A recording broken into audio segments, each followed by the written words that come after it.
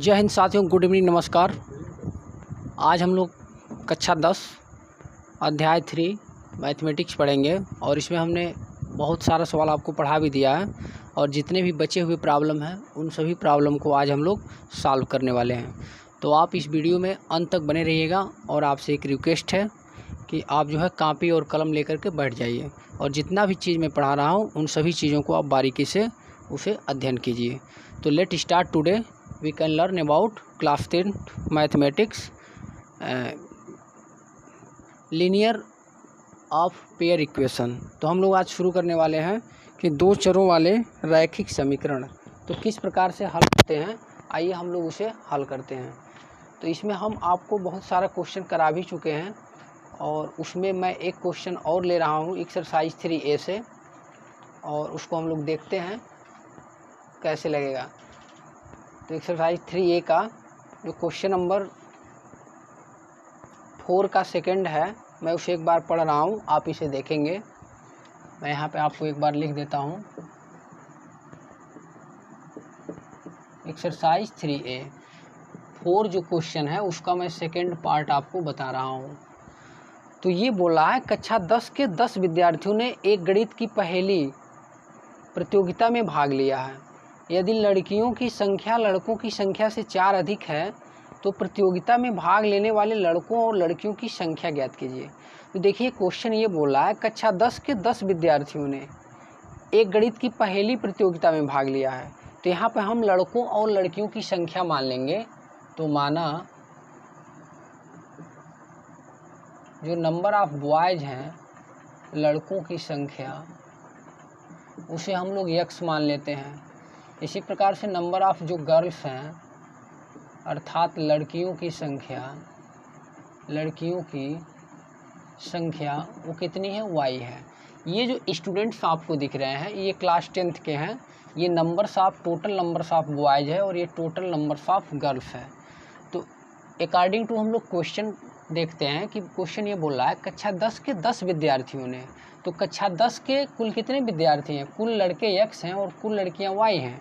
तो अर्थात कक्षा 10 के जो कुल विद्यार्थी होंगे वह क्या होंगे, x प्लस y, और उसका जो मान दे दिया वो 10 दे दिया है।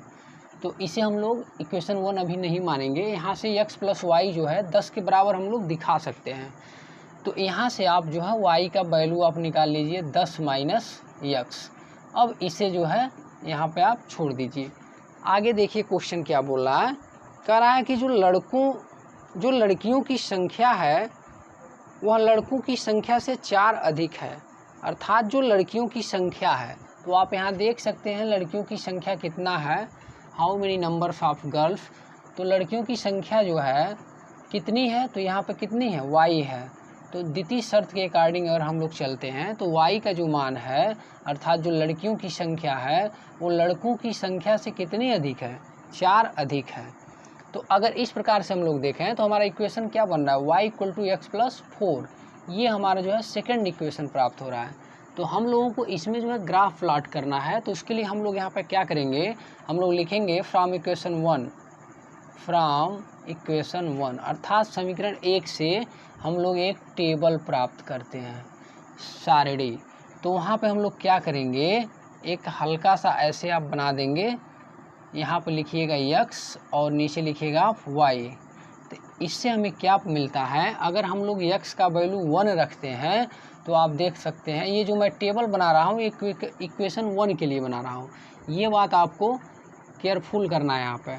तो फ्रॉम इक्वेशन 1 से जो हमें टेबल मिलेगा वो क्या मिलेगा, अगर मैं यहाँ पे x का मान 1 वैल्यू पुट करता हूँ तो आपको मैं इधर दिखा रहा हूँ y दिया है 10 माइनस x।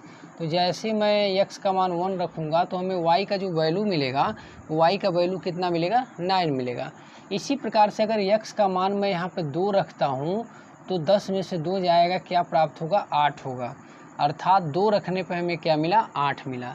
3 रखने पर हमें देखिए क्या मिलेगा, 3 रखेंगे तो यहाँ पर 3 रखेंगे तो 10 में से 3 जब घटेगा तो कितना होगा, 7 होगा। इसी प्रकार से अगर मैं -1 रखता हूँ तो -1 रखने से हमें क्या मिलेगा, माइनस जैसे यहाँ पे हम लोग 1 रखेंगे तो माइनस ऑलरेडी पहले से है तो यहाँ पे क्या बन जाएगा, 11 बन जाएगा। तो ये हमारा जो है बिंदु हो गया समीकरण 1 के लिए। इसी प्रकार से हम लोग फ्रॉम इक्वेशन 2 से हम लोग टेबल खींचते हैं। तो यहाँ पे मैं लिखूँगा फ्रॉम इक्वेशन 2।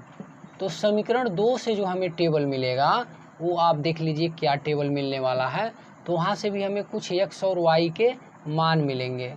तो इस प्रकार से आप देख सकते हैं समीकरण 2 हमारा क्या बोल रहा है, y का जो मान है वह x+4 के बराबर है। तो अगर मैं x 1 रखता हूँ तो y क्या मिलेगा, 5 मिल जाएगा। अगर मैं 2 रखता हूँ तो 6 मिलेगा, 3 पर 7 मिलेगा, 4 पर 8 मिलेगा। तो हम लोग यहाँ पे क्या देखते हैं कि हमारा जो है समीकरण 1 से भी सार डी बन गया है और यहाँ पे समीकरण 2 से भी सार डी बन गया है। तो हम लोगों को यहाँ पे क्या करना है कि समीकरण 1 के लिए हम लोग यहाँ पे क्या करेंगे, एक ग्राफ प्लॉट करेंगे। तो आइए यहाँ पे मैं छोटा सा आपके सामने यहाँ पे मैं ग्राफ बनाता हूँ। मैं यहाँ पे 1 लेता हूँ, ये 2 हो गया और ये 3 हो गया, ये 4 है, 5 है, 6 है, 7 है और ये क्या है, 8 है। ऊपर भी मैं कुछ पॉइंट 1 2 3 4, तो मैं जो है थोड़ा सा उधर दिखाई नहीं दे रहा था, इसकी वजह से मैं यहाँ पे लिख दिया हूँ। और यहाँ पे देख सकते हैं 1 2 3 4 5 6 7 8, 1 2 3 4 5 6 7 और यहाँ पे मैं पॉइंट लेता हूँ 8। तो समीकरण 1 से पहले हम लोग देखते हैं। तो समीकरण 1 में हमें x वाला जो बिंदु है हमें 1 दिखाना है और y क्या दिखाना है, 9 दिखाना है। तो पहला जो पॉइंट हम लोग यहाँ पे ड्रा करेंगे वह 1 और 9 के लिए। तो x पे हम लोग 1 लेते हैं और y पे हम लोग क्या लेंगे, 9 लेंगे। तो इसके सीध में अर्थात वो बिंदु कहाँ होगा, यहाँ पे होगा। 1 और 9, x पर 1 और y पर 9। फिर हम लोग 2 और 8 लेते हैं। तो x पर 2 के सामने और यहाँ पे कहाँ, यहाँ पे 8 के सामने। तो थोड़ा सा यह बिंदु इधर हो जाएगा। फिर हम लोग क्या लेते हैं, 3 और 7 को लेते हैं। तो x पर हम लोग 3 लेंगे और यहाँ 7 लेंगे तो हमारा इधर मिल जाएगा। ऐसे कुछ जा रहा है क्रम। फिर -1 और 11 लेंगे। तो जब -1 लेंगे तो -1 इधर रहता है और 11 थोड़ा सा और ऊपर, तो अर्थात ये बिंदु जो है थोड़ा ऊपर ऐसे बढ़ जाएगा इधर, क्योंकि 8 9 10 11 तो ये ऐसे जाएगा। अर्थात ये जो मेरा ग्राफ मिलेगा कुछ इस प्रकार से मिलेगा। फिर हम लोग जो समीकरण 2 के लिए, इसके लिए जब टेबल यहाँ से हम लोग देखते हैं तो 1 और 5 दिखाना है। तो x पे हम लोग कितना लेंगे, 1 लेंगे और y पे क्या लेंगे, 5 लेंगे। अर्थात ये हमारा बिंदु कहाँ होगा, यहाँ पे होगा। 2 और 6 के लिए आप देख सकते हैं 2 यहाँ पे और 6 यहाँ पे, ऊपर ऐसे इधर भाग रहा है। 3 और 7 के लिए, तो 3 और 7 के लिए यहीं पे आ जाएगा। तो ये वाला जो ग्राफ है कुछ इस प्रकार से काट रहा है। तो इसका जब आप ग्राफ ड्रा करेंगे अच्छे से ग्राफ वाले पेज पे, तो आपको एक सुंदर सा अच्छा सा आपको एक ग्राफ प्राप्त होने वाला। तो इस तरीके से आप इस क्वेश्चन को सॉल्व कर लीजिए। बढ़ते हम लोग अगले क्वेश्चन पे।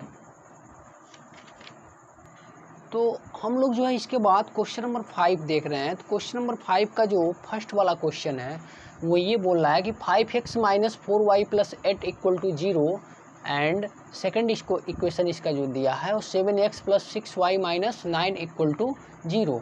तो ऐसे क्वेश्चन में हमें ध्यान देना ये है कि इस क्वेश्चन में पूछा है कि अनुपात a1/a2, b1/b2 और c1/c2 की तुलना कर ज्ञात कीजिए कि निम्नलिखित समीकरण युग्म द्वारा निरूपित रेखाएं एक बिंदु पर प्रतिच्छेदित करती हैं अथवा समांतर हैं अथवा समपाती हैं। तो आप यहाँ पर देख सकते हैं हमने क्या लिखा है, अगर एक बिंदु पर प्रतिच्छेदित करेगा तो इस नियम का उसे जो है पालन करना होगा। अगर रेखाएं समपाती होती हैं अर्थात एक बिंदु पे आकर कॉइंसाइड हो जाती हैं तो इसके लिए ये शर्त फॉलो करना होगा। और अगर रेखाएं एक दूसरे के समांतर होती हैं तो a1/a2 = b1/b2 and not equal to c1/c2। इस स्थिति में जो समीकरण होगा उसका कोई हल नहीं होगा और असंगत युग्म समीकरण होगा, अर्थात रेखाएं क्या होंगी, समांतर हो सकती हैं। तो आइए हम लोग इसे चेक करते हैं कि ये जो हमारा इक्वेशन है ये इस तीनों में किस नियम को फॉलो करता है। तो हम लोग यहाँ पे a1 को हम लोग क्या मान लेते हैं, 5 मान लेते हैं, b1 को -4 मानते हैं और c1 को हम लोग क्या 8 मानते हैं। फिर हम लोग सेकंड इक्वेशन में देखते हैं तो हमारा जो a2 है वो 7 है और b2 6 है और C2 क्या हम लोग मानते हैं, 9 मानते हैं। तो हम लोग कंपेयर कर लेते हैं A1/A2 से। तो A1/A2 और B1/B2 में देखते हैं क्या संबंध है। तो A1 हम लोग देख रहे हैं 5 है और ये 7 है, बराबर B1/B2 -4/6 है। तो देख रहे हैं कहीं दूर दूर से ये बराबर नहीं है आपस में, अर्थात ऐसे कट जाएगा। तो इस दशा में ये जो समीकरण होगा, ये रेखाएं एक बिंदु पर प्रतिच्छेदित करेंगी और समीकरण युग्म का हल क्या होगा, अद्वितीय होगा। तो ये इसका आप आंसर लिख देंगे। बस ये क्वेश्चन यहीं पे फिनिश हो जाता है। इतना ही आपको काम करना है। बस इस 3 प्रतिबंध को आप अपने दिमाग में बैठा लीजिए। ऐसा क्वेश्चन जो भी आएगा आप उसे चुटकियों में सॉल्व करेंगे। तो आप यहाँ देख सकते हैं A1/A2 not equal to B1/B2। अगर ऐसा संबंध है तो आप सीधे लिखेंगे कि रेखाएं एक बिंदु पर प्रतिच्छेदित करेंगी और समीकरण युग्म का हल जो होगा वो क्या होगा, अद्वितीय होगा। फिर हम लोग इसका सेकंड क्वेश्चन लेते हैं। तो जो क्वेश्चन नंबर 5 है उसका जो सेकंड क्वेश्चन है वो ये बोला है कि 9x + 3y + 12 = 0 एंड जो सेकंड इक्वेशन है हमारा 18x + 6y + 24 = 0 है। तो इसे हम लोग देख सकते हैं कि जो है यहाँ A1 का काम जो कर रहा है वो क्या है आपका, वह 9 है। B1 का काम जो कर रहा है अर्थात जो B1 है वह क्या है, 3 है। और C1 हम लोग क्या मानेंगे, 12 मानेंगे। यहाँ पर A2 हम लोग 18 लेंगे, B2 6 लेंगे और C2 हम लोग 24 लेंगे। मानने का जो क्रम होता है, पहले A1 B1 C1 फिर A2 B2 और C2। फिर हम लोग देख लेते हैं कौन से प्रतिबंध को ये फॉलो कर रहा है कि नहीं कर रहा है। तो हम लोग देख रहे हैं जो A1/A2 है और B1/B2 अब बराबर C1/C2, इसमें क्या संबंध आ रहा है। तो हम लोग देख रहे हैं A1/A2 9/18 आ रहा है, B1/B2 3/6 आ रहा है, C1/C2 12/24 आ रहा है। 9 दूना 18 होता है, 1/2 आ गया। 3 दूना 6 होता है, 1/2 आ गया। 12 दूना 24 होता है, 1/2 आ गया। अर्थात हम लोग देख रहे हैं A1/A2 B1/B2 और ये C1/C2 तीनों एक दूसरे में आपस में क्या है, ये इक्वल हैं, बराबर हैं। अर्थात हमारा जो आंसर होगा यहाँ आप देख सकते हैं, अगर इस प्रकार से है तो रेखाएं समपाती होंगी और उसका जो अपरिमित रूप से अनेक हल होगा। तो इसका आप ये आंसर लिखेंगे। फिर हम लोग इसके बाद अगले क्वेश्चन को देखते हैं, इसमें थर्ड। तो क्वेश्चन नंबर हम लोग इसका जो सेकंड पार्ट देखते हैं, सेकंड नहीं ये थर्ड पार्ट है इसका। तो इसमें ये बोल रहा है कि जो 2x - y + 9 = 0 और 6x - 3y + 10 = 0। तो हम लोग इसे देख सकते हैं कौन से नियम को इसमें पालन ये कर रहा है। तो यहाँ पर A1 का जो काम कर रहा है वो 2 है, B1 का जो काम कर रहा है -1 है और C1 का जो काम कर रहा है वो क्या है, 9 है। इसी प्रकार से A2 हमारा 6 है, B2 -3 है और C2 कितना है, 10 है। तो हम लोग यहाँ पे क्या देखते हैं, A1/A2 और B1/B2 में हम लोग देखते हैं क्या संबंध है। पुनः हम लोग C1/C2 में संबंध को देखेंगे। तो इस तरीके से हम लोग देख रहे हैं A1 जो है हमारा 2/6 है A1/A2 और ये -1/-3 और यहाँ पे 9/10। तो 2 से ये कट जाएगा, 1/3 और ये कट गया 1/3 और इधर जो है 9/10। अर्थात जो हम लोग देख रहे हैं A1/A2 और B1/B2 में तो संबंध है, लेकिन इसमें संबंध B1/B2 और C1/C2 में कोई संबंध नहीं है। तो इस प्रकार से आप देख सकते हैं कि थर्ड नियम का ये पालन कर रहा है। अर्थात रेखाएं समांतर हो सकती हैं और इस स्थिति में हल नहीं होगा और असंगत युग्म समीकरण है यह। तो इस प्रकार से इस क्वेश्चन को हम लोग बहुत आसानी से सॉल्व कर लेते हैं। क्वेश्चन नंबर 6 आपका यही प्रश्न पूछ रहा है कि निम्नलिखित रैखिक समीकरण के युग्म में से कौन से युग्म संगत, असंगत हैं और संगत हैं तो ग्राफी विधि से हल कीजिए। तो क्वेश्चन नंबर 6 आपका सेम यही क्वेश्चन है, मैं इसे आपके लिए छोड़ देता हूँ। फिर हम लोग आगे बढ़ते हैं क्वेश्चन नंबर 7 पे। तो आइए क्वेश्चन नंबर 7 देखते हैं क्या बोल रहा है। क्वेश्चन नंबर 7 ये बोल रहा है कि अनुपात A1/A2 B1/B2 और C1/C2 की तुलना कर ज्ञात कीजिए कि निम्नलिखित समीकरण का युग्म संगत है कि नहीं। ये भी सेम क्वेश्चन वही है, इसमें भी बोल रहा है संगत है कि नहीं है। तो इसे भी आप जो है उसी प्रकार से लगाएंगे। A1/A2 और B1/B2 और C1/C2 का प्रयोग करके। अगर ये हमारा थर्ड नियम का पालन करेगा तो यहाँ पे मैं लिखा हूँ, देख सकते हैं आप, असंगत युग्म समीकरण है। और सेकंड नियम का अगर ये पालन करता है तो रेखाएं जो होंगी वो समपाती होंगी और अपरिमित रूप से अनेक हल होगा। और अगर ये फर्स्ट नियम का फॉलो कर रहा है तो रेखाएं एक बिंदु पर प्रतिच्छेदित करेंगी और समीकरण युग्म का हल क्या होगा, अद्वितीय होगा। तो इस प्रकार से आप अच्छे से समझ करके इसे आप सॉल्व करेंगे। फिर मैं क्वेश्चन नंबर 9 भी आपका लग जाएगा। क्वेश्चन नंबर 9 वही बोल रहा है कि एक रैखिक समीकरण 2x धन 3y माइनस 8 बराबर 0 दिया गया है। तो दो चरों में एक ऐसा ही रैखिक समीकरण लिखिए ताकि प्राप्त युग्म समीकरण का ज्यामितीय निरूपण जैसा हो। पहला बोला है कि प्रतिच्छेद करती रेखाएं हों। तो प्रतिच्छेद करती रेखाएं कब होंगी, जब वह हमारा जो है A1/A2 और नॉट इक्वल टू B1/B2। आप यहाँ देख सकते हैं ये क्या बोल रहा है, ये रेखाएं एक ही बिंदु पर प्रतिच्छेदित करती हैं। तो हमें जो समीकरण बनाना होगा कुछ इस तरीके से बनाना होगा। तो ऐसा बनाइए कि उसमें A1/A2 और B1/B2 आपस में क्या हो, बराबर न हो। तो हम लोग कोई भी समीकरण इसको मान सकते हैं। क्वेश्चन नंबर जो 9 बोल रहा है उसमें ये कह रहा है कि प्रतिच्छेदित करती रेखाएं हो, अर्थात हमें कुछ इस प्रकार से बनाना होगा। तो मैं एक समीकरण लेता हूँ 2x प्लस 3y माइनस 10 बराबर 0 और यहाँ पे मैं लिख देता हूँ 5x plus 7y minus 20 equal to 0। तो आप यहाँ पे A1/A2 का जब मैं संबंध देखूंगा तो 2/5 आएगा और B1/B2 का संबंध देखूंगा तो 3/7 और इसका जब मैं देखूंगा तो 10/20 मिलेगा। अर्थात इसमें कोई संबंध नहीं है, A1/A2 में कोई संबंध नहीं है दूर दूर तक। तो ये जो होगा, ये रेखाएं क्या होंगी, एक बिंदु पर प्रतिच्छेदित करेंगे। इसका जो सेकंड है वो समांतर रेखाएं हो।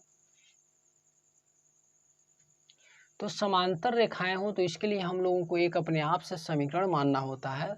कोई भी मान लीजिए 2x धन 4y माइनस 20 बराबर 0 और यहाँ पर मैं लिख देता हूँ 4x धन 8y माइनस, यहाँ पर मैं 50 बराबर 0 कर देता हूँ।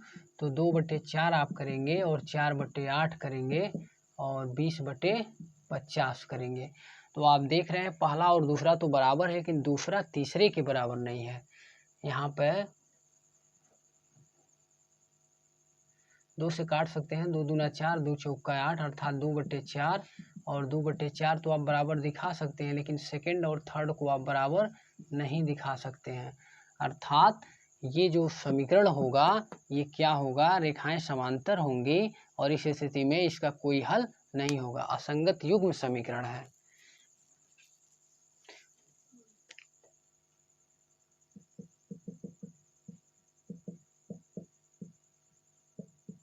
तीसरा ये बोला है कि आप इस प्रकार से अपने आप से समीकरण मानिए कि रेखाएं क्या हों, समपाती हों। तो आप यहाँ पे लिख सकते हैं 3x धन 6y माइनस 10 बराबर 0 और यहाँ पे 6x धन 12y माइनस 20 बराबर 0। तो समपाती होने के लिए आपको क्या दिखाना है, A1/A2 अर्थात 3/6 और B1/B2 equal to C1/C2।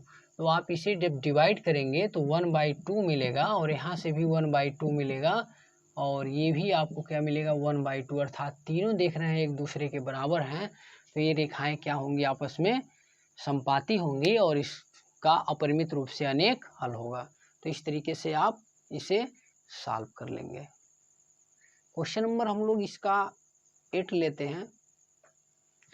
Question number 8 देखिए, क्वेश्चन नंबर ये बोला है कि एक आयताकार बाग जिसकी लंबाई जो है चौड़ाई से 4 मीटर अधिक है। तो हम लोग आयताकार जो बाग है उसकी लंबाई x मानते हैं और चौड़ाई हम लोग क्या लेते हैं, y लेते हैं। तो कह रहा है जो उसकी लंबाई है वो चौड़ाई से 4 ज़्यादा है, अर्थात जो x है वो क्या है, y+4 के बराबर है। तो ये हमारा जो है फर्स्ट शर्त हो गया। फिर हम लोग आगे जब बढ़ते हैं तो क्वेश्चन ये बोल रहा है कि उसका जो अर्ध परिमाप है वो 26 है। तो जो परिमाप होता है आपको मैं बता देना चाहता हूँ कि आयत का जो परिमाप होता है, आयत का परिमाप, पेरीमीटर ऑफ रेक्टेंगल, वो होता है 2 और लंबाई और धन चौड़ाई। तो इसका अर्ध परिमाप आपको दे दिया है 36, तो 2/2 आप कर दीजिए और x प्लस वाई कर दीजिए, कट गया। अर्थात जो 36 मान मिला है वो किसके बराबर है, x प्लस वाई के। तो x प्लस वाई का मान 36 दिया है और x का मान क्या दिया है, y प्लस 4 दिया है। तो हम लोग लिखेंगे x का मान 2 में रखने पर, तो x का मान जैसे आप 2 में रखेंगे तो आपको क्या मिलेगा, 36 बराबर x की जगह हो जाएगा y प्लस 4 और एक y हमारा पहले से है, तो 36 से आप इसको 4 घटा लेंगे तो 32 हो जाएगा और 2y के बराबर कट गया। y का मान कितना आ गया, 16 आ गया।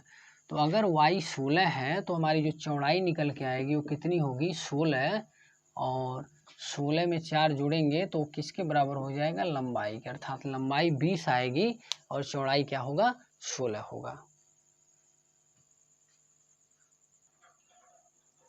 तो देखिए प्रश्न ये बोला है, क्वेश्चन नंबर, ये जो मैं आपको बता रहा हूँ ये क्वेश्चन नंबर, किताब से देख लीजिए, किताब का क्वेश्चन नंबर 12 है। कह रहा है के किस मान के लिए रैखिक युग्म समीकरण का कोई हल नहीं है। तो अगर ये हमें जांच करना है तो अभी मैं 3 इंपॉर्टेंट फैक्ट्स आपके सामने लिखा था कि अगर ऐसा कंडीशन है तो a1/a2 बराबर b1/b2 तो होता है, लेकिन ये b1/b2 नॉट इक्वल टू क्या होता है, c1/c2 होता है। तो हम लोग पहले इसे a1/a2 b1/b2 c1/c2 के फॉर्म में लाते हैं। तो यहाँ पे हम लोग a1 को क्या मानेंगे, 3 मानेंगे, b1 को क्या मानेंगे, 1, क्योंकि b1 y का कोफिशिएंट जो होता है b1 होता है और b1 यहाँ पे क्या है, 1 है, और c1 का काम यहाँ पे क्या करेगा, -1 करेगा। बिकॉज ये जो 1 है यह राइट हैंड साइड में है और ये दाहिने तरफ है, तो इसको हम लोग अंदर जब लाएंगे तो ये -1 में कन्वर्ट हो जाएगा। तो c1 हम लोग क्या लेंगे, -1 लेंगे। इसी प्रकार से a2 हम लोग क्या लेंगे, 2k-1, और b2 हम लोग लेंगे k-1, और ये जो c2 हमारा निकल के आएगा वो माइनस के साथ आएगा और 2k+1 होगा।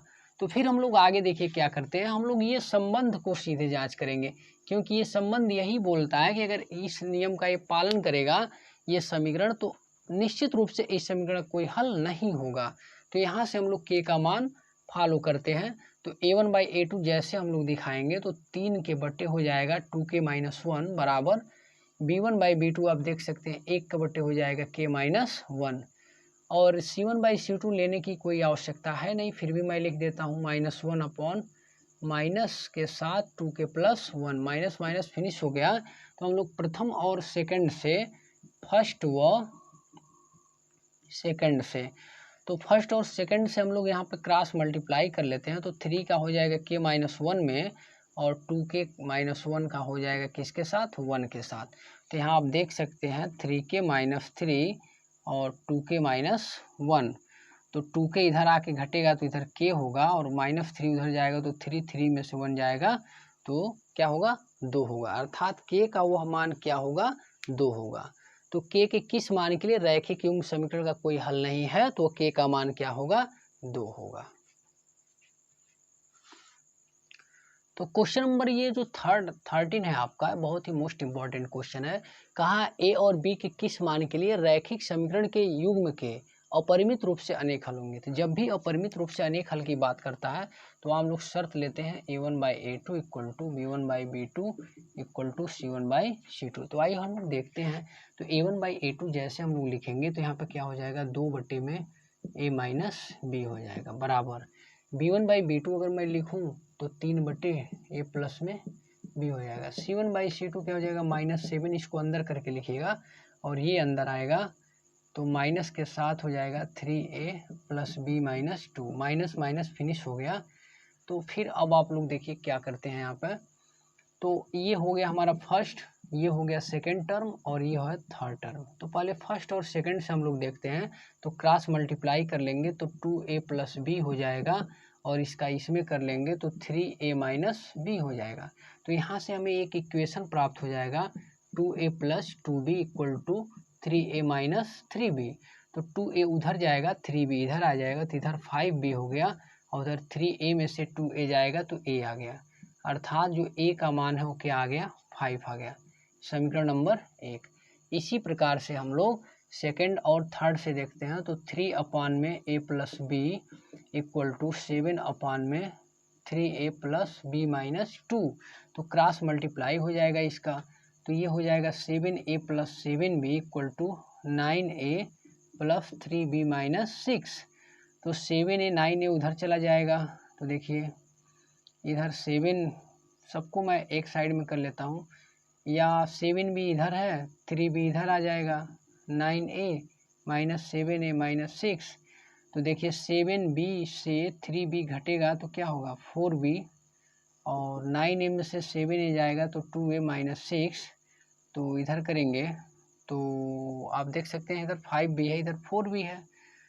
तो हम लोग जो है एक टर्म एक तरफ लाते हैं इसे, तो 2a माइनस 4b माइनस 6 बराबर क्या हो गया, 0 हो गया, समीकरण नंबर 2। तो अब हम लोग यहाँ पे क्या करते हैं, a का मान क्या है 5b, इसी में पुट कर देते हैं, putting value of a from equation 1 इन 2। मतलब जो है a का जो मान है, पुटिंग वैल्यू ऑफ a का जो मान है समीकरण 1 से हम लोग किस में रख रहे हैं, 2 में रख रहे हैं। तो 2 और a की जगह हम लोग क्या लिखेंगे 5b माइनस 4b माइनस 6 बराबर 0। तो ये क्या बनेगा, ये 10b हो जाएगा और ये माइनस 4b माइनस 6 बराबर 0। तो 10 में से आप 4 घटाएंगे तो आपको 6b मिलेगा, 6b 6 के बराबर, तो b किसके बराबर आ गया, 1 के। तो अगर b 1 के बराबर आ गया तो आप इसमें रख देंगे b का मान, तो 5 गुणे 1 बराबर क्या, अर्थात a का मान क्या आ गया 5। तो a का मान 5 होगा और b का मान क्या होगा, वह 1 होगा। तो ये जो है ये इस पे आप ट्रिपल स्टार लगा सकते हैं। ये क्वेश्चन एग्जाम में आने की इसकी जो प्रवृत्ति है और ये एग्जाम में आ सकता है, अच्छा क्वेश्चन है। तो आज हम लोग जो है एक्सरसाइज 3A एकदम अच्छे तरीके से कवर कर चुके हैं। मैं आशा करता हूँ ये वीडियो आपको अच्छा लगा होगा। अगर आपको ये अच्छा लगा है तो ज़्यादा से ज़्यादा इस वीडियो को आप शेयर कीजिए, लाइक कीजिए और सब्सक्राइब कीजिए, और अपने मित्रों और बंधुओं के साथ इस वीडियो को अधिक से अधिक शेयर करने का प्रयास कीजिए। तो आज के लिए इतना ही। तो नमस्कार, जय हिंद।